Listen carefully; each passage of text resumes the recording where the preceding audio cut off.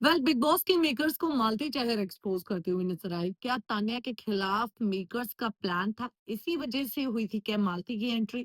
चलिए जानते हैं। हेलो दोस्तों, मैं हूं कोमल और आप अपना चैनल देख रहे हैं एम के बस।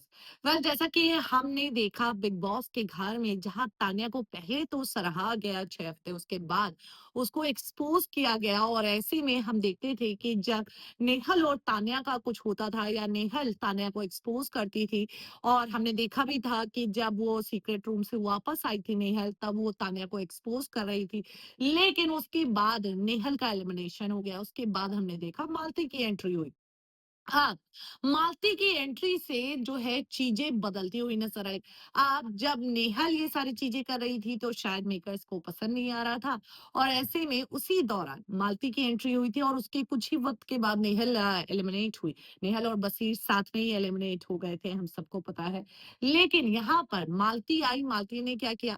मालती तान्या के खिलौनों को एक्सपोज कर रही थी, तान्या को एक्सपोज कर रही थी, तान्या के बिजनेस को एक्सपोज कर रही थी। लेकिन मेकर्स हैं जो कभी मालती को रोकते हुए या टोकते हुए नजर नहीं आए।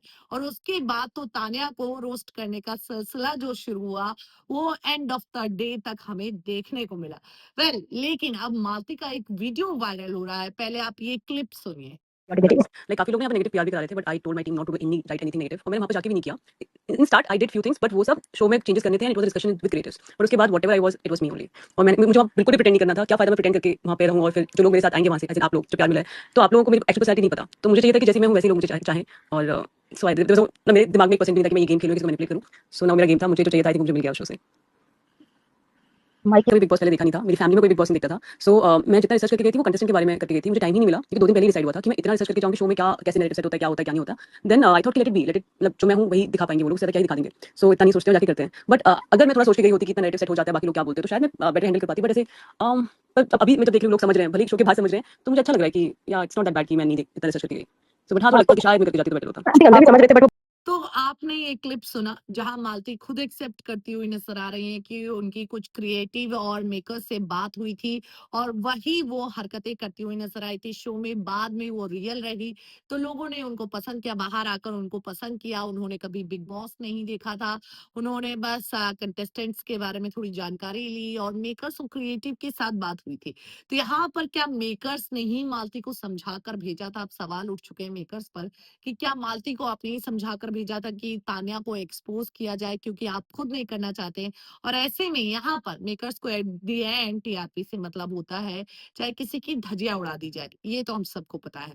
अब ऐसे में यहाँ पर ना मालती को कभी क्लियर करते हुए नजर आए, ना ही तान्या को क्लियर करते हुए नजर आए। दोनों तरफ से यहाँ पर मेकर्स अपनी टीआरपी बटोरने में लग गए थे। अब ऐसे में यहाँ पर मालती ने मेकर्स को एक्सपोज कर दिया है कहीं ना कहीं। और तान्या जो भी है, तान्या जैसी भी है, इंटेलिजेंट है। और कैसे बेवकूफ बनाया जाता है वो तो आप बिग बॉस के घर के बाहर भी तान्या मित्तल का देख ही रहे हैं। लेकिन यहाँ पर जो मालती ने कही है, कहीं ना कहीं हम मेकर्स पर सवाल उठ चुके हैं। क्या कहना है कमेंट में जरूर बताएं। मिलते हैं अगले वीडियो में। चैनल से जुड़े रहें, चैनल को सब्सक्राइब करना ना भूलें।